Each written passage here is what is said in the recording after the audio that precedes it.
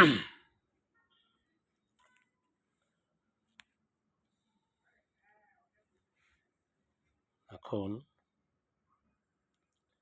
আমার নিজের লেখা একটি কবিতা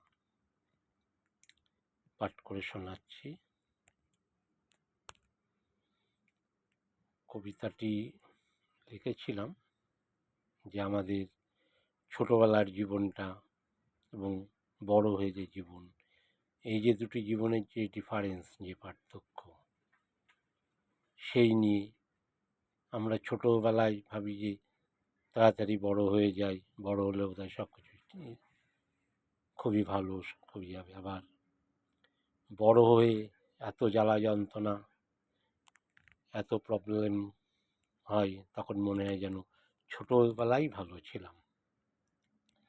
সেই ছোটবেলার আমি, কবিতাটির নাম। কলমে সমর কুমার চ্যাটার্জি।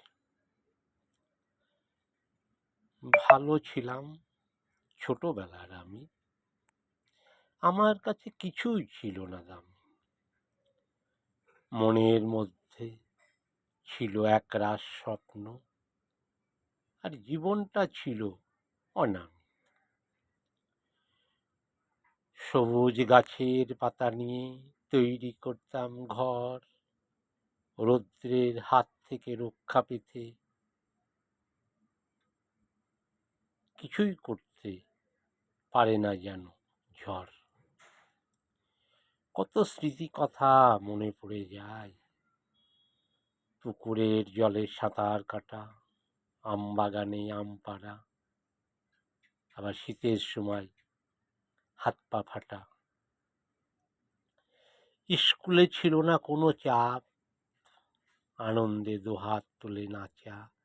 ভাবতাম কবে বড় হব, জানাবো কাকে বলে বাঁচা। মনে ছিল না কোনো রাগ বিদ্বেষ, সকল সময় হাসি খুশি। জীবনটা যে এত আনন্দের, মন মুখ এক করে বাজাতাম বাঁশি।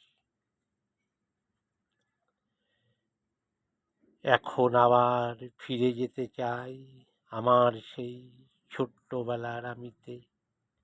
আবার পাবো কি সেদিনের হিসেব, জানি না। খুঁজে চলেছি দিন ও রাত্রিতে। যাই হোক, কবিতাটা তোমাদের কেমন লেগেছে আমাকে জানিও। তোমাদের উত্তরে প্রতীক্ষায় থাকলাম।